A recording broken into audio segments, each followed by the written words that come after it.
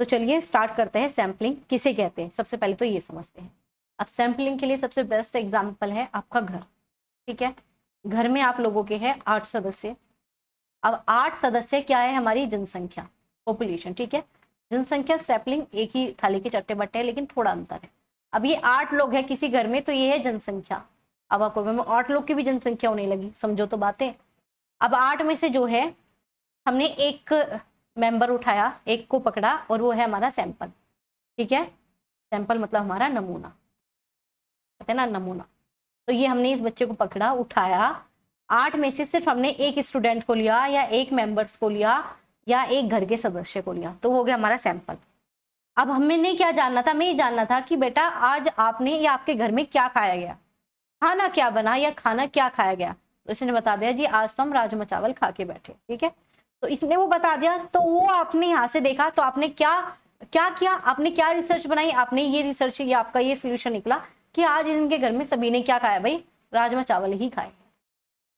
तो आपने जो सैंपल पे अप्लाई करते, जो सैंपल पे रिसर्च की, जो भी आपने सैंपल पे काम किया, फिर हम उसे जो है अप्लाई कर देते हैं, सामान्यकरण कर देते हैं, जनरलाइज कर देते हैं जनसंख्या के ऊपर कि हाँ इस जनसंख्या ने भी यही काम किया है।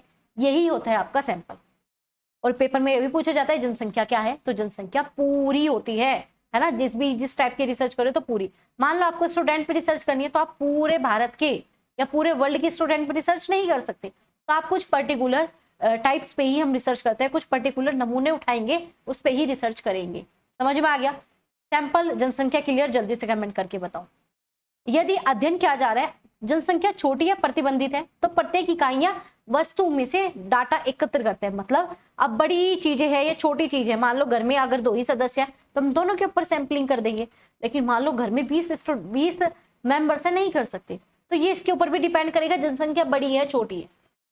जनसंख्या बड़ी है छोटी है, आप एजुकेशन आप रिसर्च से जुड़े हो तो यहाँ पर जनसंख्या छोटी नहीं मिलती, तो हम क्या करेंगे इसमें जो है ना प्रत्येक एक इकाई हम यूनिट ईच आइटम मतलब एक एक आइटम उठा लेंगे।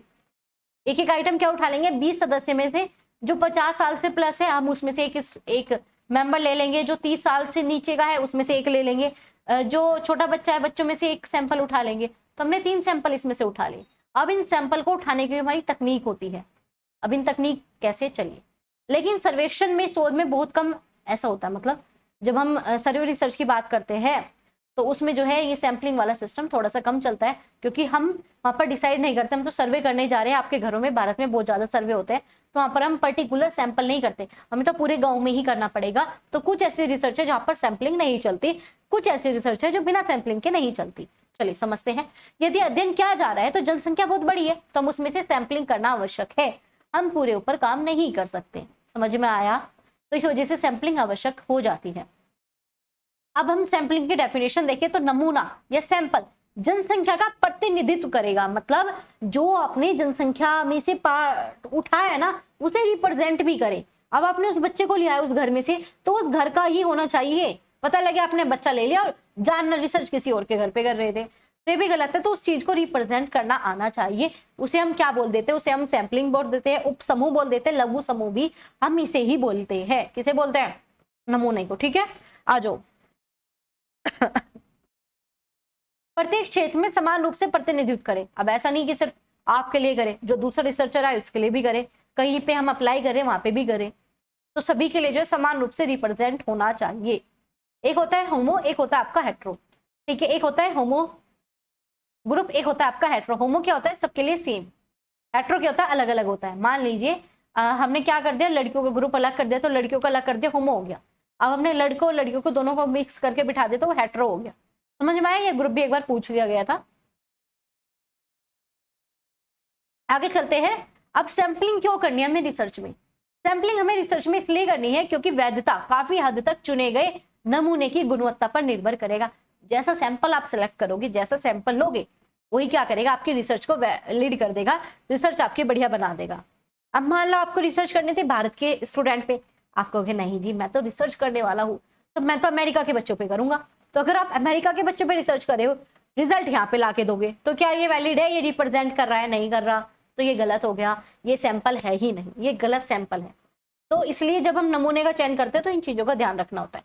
जब नमूना तैयार करोगे, वैज्ञानिक है ना, साइंटिफिक होना चाहिए, लॉजिक भी होना चाहिए और स्टैटिक तकनीक, तीनों ही तकनीकों का ध्यान रखना ही पड़ेगा। साइंटिफिक रिसर्च पढ़ चुके हैं, प्रीवियस क्लासेस चेक करना, तो ऐसे ही लॉजिक जरूर होना चाहिए। हवा में बातें नहीं होती, ये रिसर्च है ना, ये अंधविश्वास नहीं है, ये रिसर्च है, तो इन सब चीजों को ध्यान में रखना पड़ेगा। आगे आ जाओ, नमूना जो है पक्षपाती या संतुलित ना हो। अब आप ये ना करो भाई मैं रिसर्च करने वाला हूं तो अपने घर को पे कर दूंगा, ठीक है। जैसे एक एग्जांपल दो, इंडिया में ये होता है, जैसे कि भंडारे कराते हैं तो पहले क्या करते हैं, अपने घर के बर्तन भर के रख लेते हैं, तो ये पक्षपात था, ये सैंपलिंग नहीं थी। हमने जो भंडारा कराया वो लोगों के लिए कराया था, उन्हें मिलना चाहिए था, लेकिन आप तो पहले ही बर्तन भर के बैठ गए, तो गलत है। तो ऐसा पक्षपात, ऐसा असंतुलित हम रिसर्च में नहीं करेंगे। सैंपल जब हम लेंगे तो हम सभी तरीके का लेंगे, अपने घर का नहीं उठाएंगे सिर्फ, हम तो अपने घर में कर लेंगे, हम क्यों जाएगी धूप में धक्के खाने, तो आप रिसर्च करने वाले नहीं। तो परिणाम पे भरोसा किया जा सके, वैलिड लिखा है, वैलिड वही है जिस उद्देश्य के लिए रिसर्च करने जा रहे हो तो उद्देश्य पूरा भी हो जाए। चलो आगे बात करेंगे। अब इसके लाभ क्या होते हैं, शोध की कुल लागत में कमी, मतलब अब आप पूरे इंडिया के स्टूडेंट के ऊपर रिसर्च नहीं कर सकते। अब चलो आप कहोगे नहीं हम कर सकते हैं, तो भाई पैसा भी तो लगेगा। अब हमने सारे स्टूडेंट पे करने की बजाय हमने अलग अलग यूनिवर्सिटी कुछ बच्चे ले लिए, तो इसका मतलब क्या है, लागत में कमी आ गई, जो हमारे पैसा लगने वाला था टोटल उसमें कमी आ गई, सिंपल सी बात। कम समय में होता है, टाइम कम लेगा।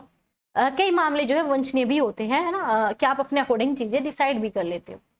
आगे क्या है, ये जो है ना सुसंगत होता है, जनसंख्या का ही उसे तो रिप्रेजेंट कर रहा है, तो उसी से रिलेटेड होगा और नमूना और अधिक उपयुक्त बन जाएगा। तो जितना बेहतर आप नमूना चूज करोगे, जितना बेहतर आप सैंपल उठाओगे, उतना सही हो जाएगा, बस बात खत्म। चलो आगे बात करेंगे। अगर हम बात करें आइडल, है ना, आदर्श नमूना क्या है, आइडल सैंपल क्या है, तो आदर्श नमूना वही है जो पूरी जनसंख्या को प्रेजेंट कर दे, ठीक है, और निष्पक्ष हो, है ना, किसी भी प्रकार का भेदभाव ना हो। अब आप में यहाँ पर जितने भी बच्चे लाए हुए, मैं उसमें से कोई भी 4 बच्चे उठा लूं बिना भेदभाव करे, मैं लड़की हूं मैं तो लड़की उठाऊंगी ऐसा नहीं है, ठीक है। अगर ये कर रही हूँ तो भेदभाव है, नहीं मैं तो लड़की उठाऊंगी तो भी भेदभाव है।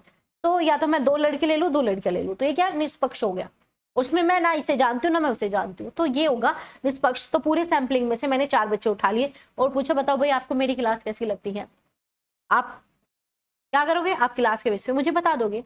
अगर आप ऐसे हो नहीं भाई हमें तो मैम अच्छी लगती है हम तो तारीफ ही करेंगे, तो भी गलत बात है। तो ऐसे रियल, है ना, रियल सैंपल हम उठाएंगे जो सच में सही हो, आदर्श हो, ठीक है। इसमें हम जो है सेक्स मतलब ये भी देखेंगे, लड़का लड़की इन सब चीजों का भी ध्यान रखेंगे, आयु एज भी देखेंगे, भाई हमारी रिसर्च किस बेस पे है, एजुकेशनल लेवल भी देखेंगे। अब आप बात तो कर रहे थे हमें रिसर्च करनी थी स्टूडेंट कितना मोबाइल चलाते हैं, और आप क्या कर रहे हो, स्टूडेंट को ना लेकर किसी छोटे बच्चे को ले रहे हो। तो शैक्षणिक स्तर भी देखेंगे, एजुकेशनल लेवल भी चेक करेंगे, सामाजिक आर्थिक स्थिति भी देखेंगे। अब आप क्या करोगे, आप मोबाइल का स्तर चेक करने जा रहे थे कितने लोग मोबाइल चलाते हैं, लेकिन आपने क्या किया, आप चले गए गांव में, वहां पे तो नेटवर्क ही नहीं है, तो वहां पे तो कोई मोबाइल चलाने वाले मिलेंगे नहीं ज्यादा, तो ये भी गलत बात है। आगे है वैवाहिक स्थिति, भाई है ना, ये तो जीवन भर का दुख है लोगों के लिए, तो इसका भी हम ध्यान में रखेंगे। उदाहरण के लिए अगर कुल जनसंख्या का लगभग 50% महिला है, तो उस नमूने में 50% महिला होनी ही चाहिए। अब हम महिलाओं के ऊपर रिसर्च करें तो उसमें महिला ही होनी चाहिए, भाई समझ में आया। चलो आगे हम देखते हैं इसके टाइप्स। टाइप से ना जाने कितने क्वेश्चन बन चुके हैं और क्वेश्चन बनेंगे, बनते आएंगे, है ना। टाइप्स ऑफ सैम्पलिंग टेक्निक बहुत ज्यादा पूछा जाता है। अब ये होती है 2 प्रकार की। अब आप कहोगे मैम कैसे, पहले आपका पॉपुलेशन और सैंपल वैसे मैं समझा चुकी हूँ, लेकिन समझो अगर हम बात करें कभी भी हम जनसंख्या को दिखाते हैं तो बड़े एन से दिखाएंगे, कैपिटल एन, और छोटे को हम स्मॉल एन से जो है डिनोट करते हैं सैंपल को। तो जनसंख्या केवल मनुष्य की नहीं होती, स्कूल फैक्ट्री बहुत सारी चीजों की हो सकती है। तो ऐसा नहीं जनसंख्या का मतलब जो कभी 2011 या 21 में जनसंख्या होनी थी वो वाली जनसंख्या, ना, जनसंख्या आप और मैं नहीं है, जनसंख्या किसी भी चीज के ऊपर हो सकती है। तो अगर हम बात करें सैंपल नमूना आकार जितना बड़ा होगा उतना ही सटीक होगा। अब आप कहोगे कैसे, अब मान लो यहाँ पर 500 बच्चे हैं, 500 बच्चे में से अगर मैं क्या लूँ, अगर मैं सिर्फ 5 बच्चे लूँ तो ये थोड़ी सही आंसर आ जाए, नहीं, अगर मैं 500 में से 50 बच्चे लूँ तो सही रिजल्ट आ सकता है। तो नमूना जितना ज्यादा बड़ा होगा उतना ही सही आंसर या सही रिजल्ट हमें प्रोवाइड करता है, उतना ही सही रिजल्ट, सही जो है हमें सोल्यूशन प्रोवाइड करेगा। चलो आगे बात करेंगे। अधिक विविधता उतना ही अधिक अनिश्चितता, जितने ज्यादा अलग अलग तरीके के बच्चे लोगे उतनी आपको अनिश्चितता मिलेगी, आपका और कंफ्यूजन बढ़ता रहेगा। आप मान लो मैंने 50 बच्चे लिए, कोई कहेगा मैम आप ठीक पढ़ाते, कोई कहेगा मैम आप सही नहीं पढ़ाते, आप बहुत बोलते हो, कोई कहेगा नहीं मैम आप बहुत अच्छा पढ़ाते हो, मैम आज तक हमने कोई आपके जैसा टीचर ही नहीं देखा, आप तो फ्री में इतना अच्छा कंटेंट दे रहे हो, मैम ये कर रहे हो वो कर रहे हो। तो अलग अलग, अब मैं कंफ्यूज हो गई भाई मैं किस बच्चे की मानूं, भाई किसने सही बताया। तो जितनी ज्यादा विविधता उतना ज्यादा कंफ्यूजन, ये तो सच है। आप जाते हो ना मॉल वगैरह में, तो जितने ज्यादा आपको कपड़े मिलेंगे, अरे ये भी ठीक लग रहा है, ये लूं ये लूं, तो उतना ज्यादा कंफ्यूजन बढ़ता है। ऐसे ही जो है अधिक सुसंगत, जितना ज्यादा रिलेटेड होगा, जितना ज्यादा जनसंख्या को डिनोट करेगा, उतना ही परिणाम पर अधिक विश्वास आप कर सकते हो। तो विविधता अधिक हो, नमूने का आकार भी बड़ा होना चाहिए। इससे क्या होता है, इससे आपकी सैंपलिंग नंबर 1 हो जाती है, रिसर्च बहुत बेहतर होती है। चलो आगे चलते हैं। तो सैंपलिंग को हम डिवाइड करते हैं 2 टाइप्स में, ठीक है। 2 प्रकार की सैंपलिंग होती है, एक होती है आपकी प्रोबेबिलिटी, एक होती है नॉन प्रोबेबिलिटी। मतलब एक में आप कर लोगे अपनी मर्जी की बात, एक में नहीं करोगे। चलो अब सबसे पहला देखते हैं प्रोबेबिलिटी सैंपलिंग। ये आपकी मर्जी के अनुसार होता है ना, या नहीं होता। चलो देखते हैं। ये संभवतः आधारित नमूना चयन, मतलब जनसंख्या में प्रत्येक व्यक्ति को चुने जाने का समान, मतलब ये होगा बिना भेदभाव के, ठीक है। प्रोबेबिलिटी, आपने अचानक से कुछ भी उठा लिया, आपने वो टोकन वाला सिस्टम देखा है, एक टोकन लेते हैं, एक लिफाफे में डाले टोकन, आपने उसमें से कोई भी, आपको नहीं पता कौन सा आना था, आपने उठा लिया, वो क्या निष्पक्ष है, वो है आपका प्रोबेबिलिटी। आपने वो समान, सब सारे टोकन को आराम से, सबको समान रूप था, सबको स्वतंत्रता थी, सब थे उसमें, लेकिन उसमें से सिर्फ एक ही नाम आया आपके हाथ में, तो क्या है, प्रोबेबिलिटी। वो आपने बिना भेदभाव के किया। तो इसमें स्वतंत्रता बहुत ज्यादा जरूरी होती है। एक व्यक्ति का चयन दूसरे व्यक्ति पर प्रभाव नहीं डालता। आप क्या कहोगे, नहीं मैं तो अपने फैमिली मेंबर ही चुनूंगा, नहीं, ऐसा नहीं, आपको बताया नहीं जाता, आपको पता ही नहीं है, आपने उठाया, जो आ गया वो क्या निष्पक्ष हो गया। स्वतंत्रता इसमें होती है, और ये सबसे सही माना जाता है, क्योंकि बिना भेदभाव के रिसर्च जितनी ज्यादा बिना भेदभाव की होगी वो उतनी ही बेहतर होगी। रिसर्च जितना बिना भेदभाव की होगी वो उतनी ही बेहतर होगी। आगे बात करेंगे, ये जो है भले ही वैज्ञानिक पद्धति पे है, ये मतलब अगर हम बात करें प्रोबेबिलिटी, ये आपके वैज्ञानिक पद्धति पे होती है, ये बढ़िया होती है, लेकिन देखो त्रुटि तो मिलेगी, क्योंकि हमने साइंटिफिक रिसर्च भी पढ़ी है, उसमें भी कमियां मिलती है, हमने नॉन साइंटिफिक रिसर्च भी पढ़ी है, उसमें भी कमी मिलती है। तो रिसर्च में अच्छी भी चीज है, बुरी भी चीज है, वो तो हर जीवन में सबका जीवन अच्छा बुरा दोनों ही होता है, तो ऐसे इसमें होता है। और इसी वजह से कहा जाता है त्रुटि की सीमा, क्योंकि इसमें बहुत कम त्रुटि मिलती है, क्योंकि इसमें भेदभाव है ही नहीं, इसलिए निष्पक्ष है। और मैंने पहले ही बताया था, कहीं पे साइंटिफिक मिल जाए तो वो निष्पक्ष ऑटोमेटिक हो जाती है, वो ज्यादा वैलिड होती है, वो ज्यादा वैलिड होती है। यहाँ तक चीजें क्लियर? अगर यहाँ तक चीजें समझ में आ रही है तो एक बार लाइक फटाफट कर दो, क्योंकि पेपर में यहाँ से क्वेश्चन जरूर आएगा। जल्दी से एक बार लाइक करो और बताओ यहाँ तक चीजें क्लियर है।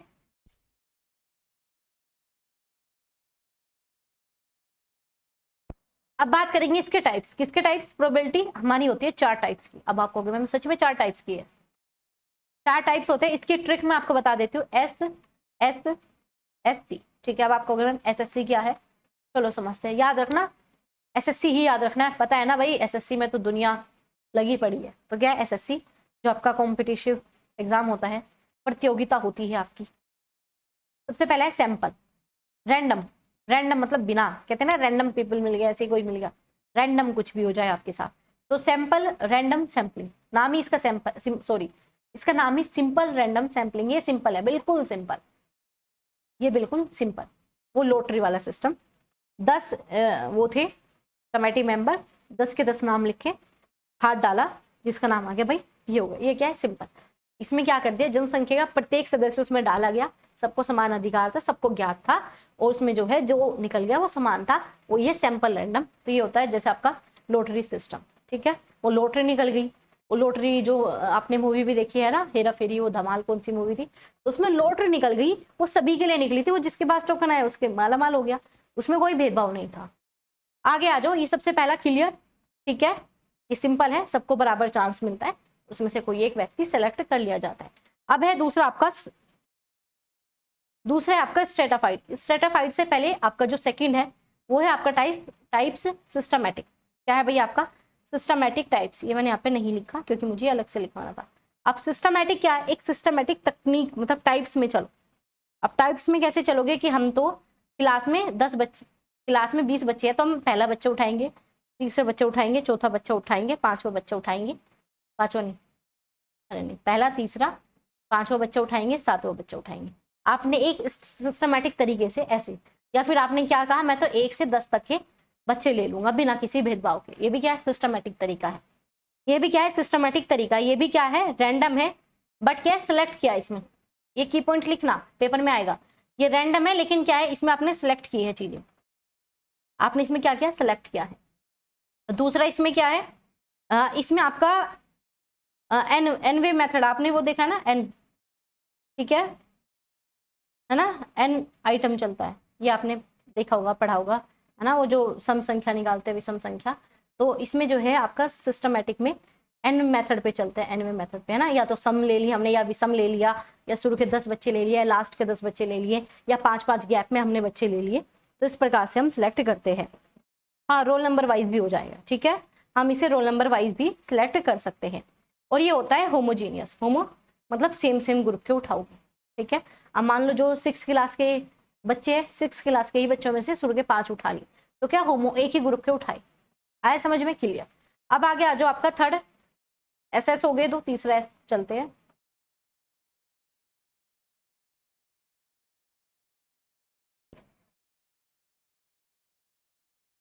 आपका स्ट्रेटाफाइड, अब इसमें क्या करते हो आप, स्ट्रेटा सेट करते हो। अब स्ट्रेटा क्या है, आप इसमें एक स्तर बना देते हो, ठीक है, स्तरीकृत है भाई, स्तरीकृत, इसमें क्या करोगे, एक स्तर यूज करोगे। यह जनसंख्या विविध है, अलग अलग प्रकार के, यहाँ पर क्या थी, होमोजीनियस थी, सिस्टमैटिक में एक जैसे बच्चे थे, यहाँ पर अलग अलग प्रकार के हैं, इसे एक समान लेवल पे आप डिवाइड करोगे। एग्जाम्पल लिखा है, जैसे कॉलेज में 1000 स्टूडेंट है, उसमें 600 बच्चे जो है आर्ट साइड के और 400 कॉमर्स साइड के, तो हमने क्या किया, 600 में से 60 बच्चे हमने किसके ले लिए, ह्यूमैनिटीज के ले लिए, और 400 जो है हमने कॉमर्स के ले लिए।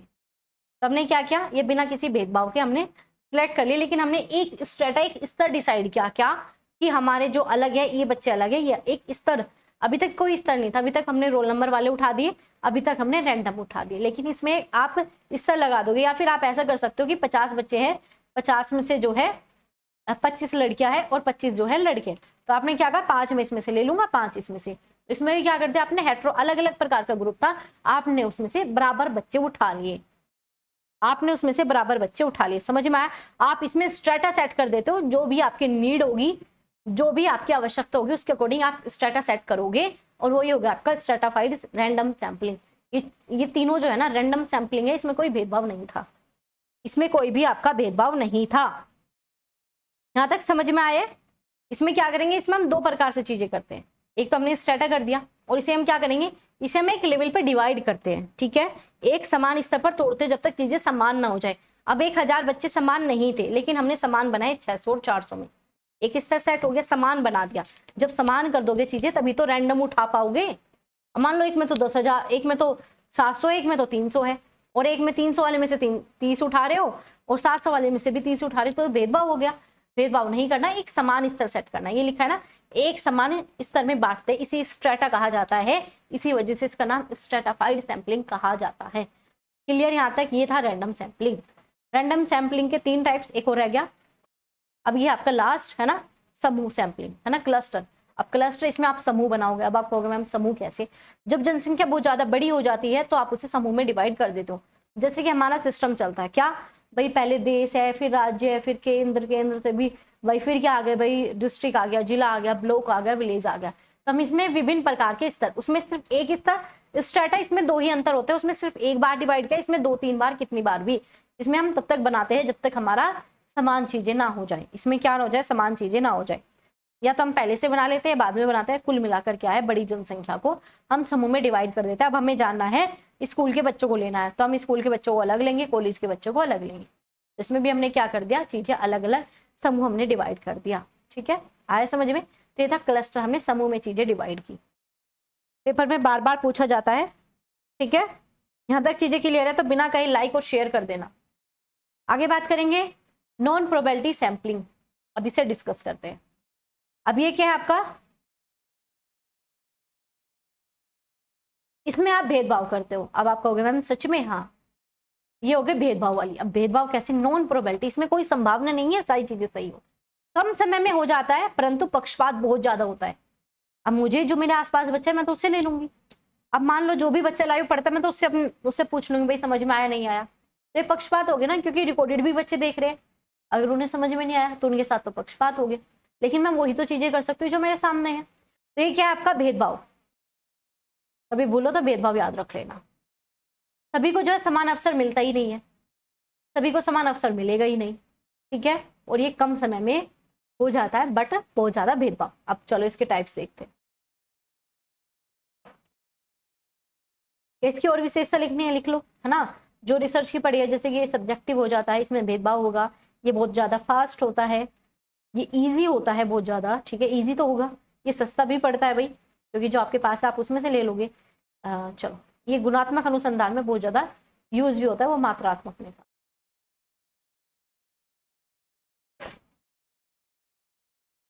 अब सबसे पहले आपका कन्वीनियंस, मतलब सुविधा आधारित सैंपलिंग। अब सुविधा से ही क्लियर है, अब सुविधा से क्लियर। अब आप कहो या आपके अगर आपको कहा जाए कि एक गिलास पानी पी लो, तो ये आपकी सुविधा में आपने झट से पी लिया, ये क्या कर लिया, आपने झट से पी लिया। अब आप मुझे कहो नहीं मैम गन्ने का जूस पी के आओ, तो मेरी सुविधा में नहीं है, मुझे गिलास बंद करके बाहर जाना पड़ेगा।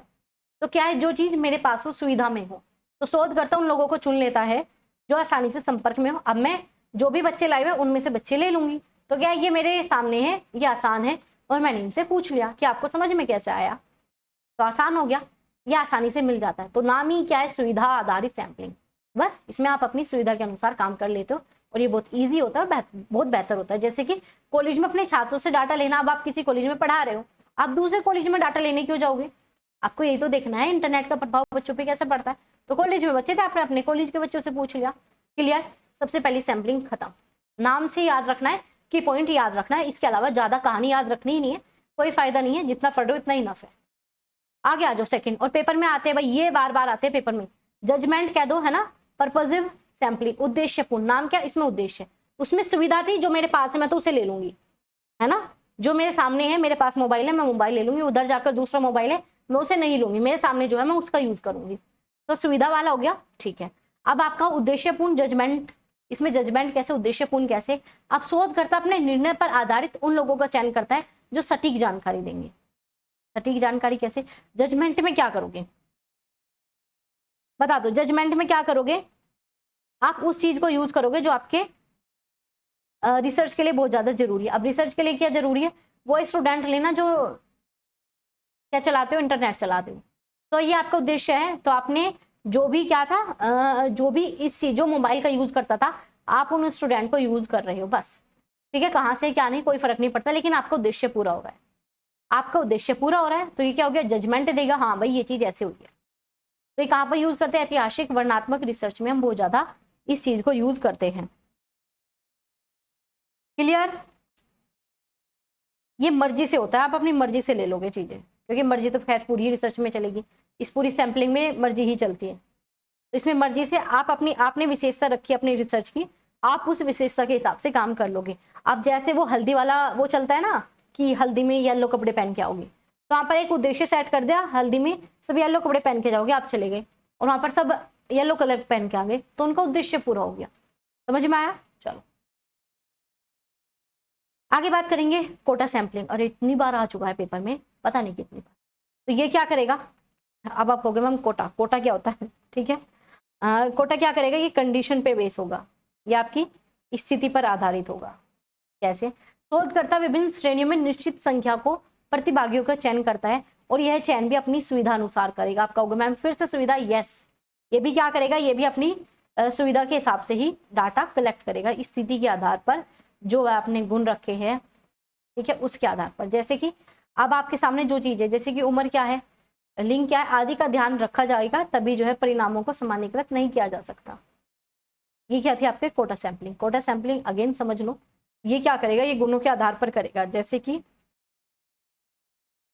हमें जो भी डाटा चाहिए, हमने एक गुण निर्धारित कर दिया कि हमें जो है ना क्या चाहिए, जो अनमैरिड है उनका डाटा चाहिए कि अनमैरिड महिला कितनी पढ़ लेती है, और जो मैरिड फीमेल है वो कितना पढ़ती है। तो अगर हम इन दोनों डाटा को ले तो किसमें आ जाएगा, कोटा सैंपलिंग। हमने क्या किया, एक निश्चित श्रेणी में चीजें डिवाइड की और उसके अनुसार जो हमने चीजें सिलेक्ट कर ली।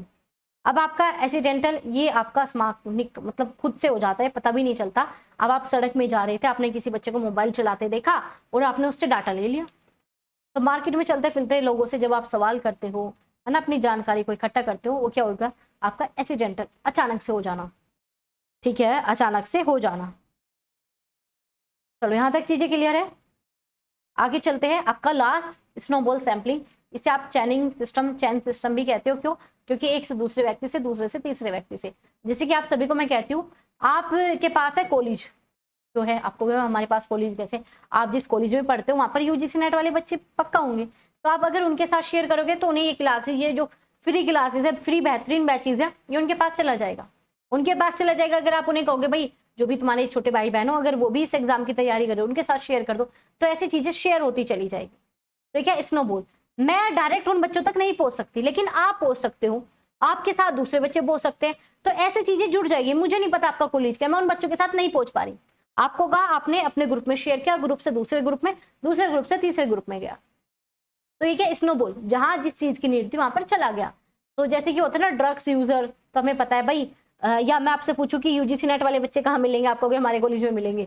अगर मैं आपसे पूछूं यूजीसी नेट की क्लास कहाँ मिलेगी, आप इस चैनल का नाम बता दोगे। क्यों? क्योंकि आप यहाँ से पढ़े हो, यहाँ से जुड़े हुए हो। अब मुझे देखना और यूजीसी नेट के बच्चे कहाँ मिलेंगे, इस चैनल पर मिल जाएंगे।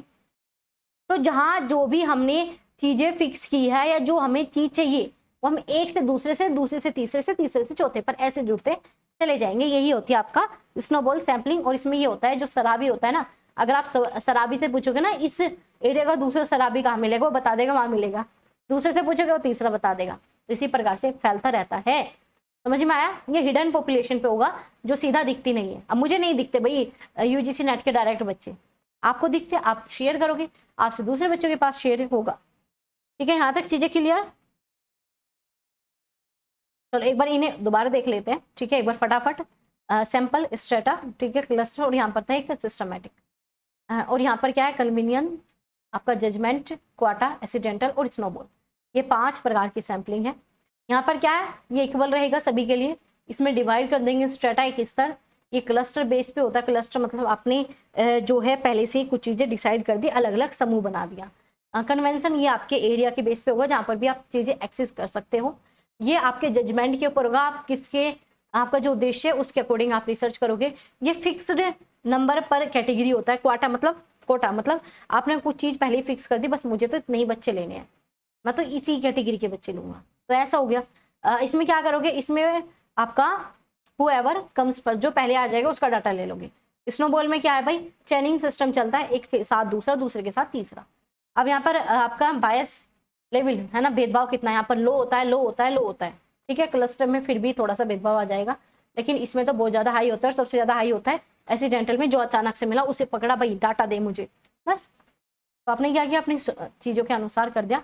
तो नॉन प्रोबेबिलिटी अच्छी नहीं होती, प्रोबेबिलिटी अच्छी होती है। लेकिन हाँ, हम शिक्षा में दोनों का ही यूज करते हैं, हम शिक्षा में दोनों का ही यूज करते हैं। तो ये है आपकी सैम्पलिंग, जो कि पेपर में बार बार पूछी जाती है। अगर क्लास अच्छी लग रही है तो लाइक कमेंट करके जरूर बताना ये वाली क्लास कैसी आपको लगी।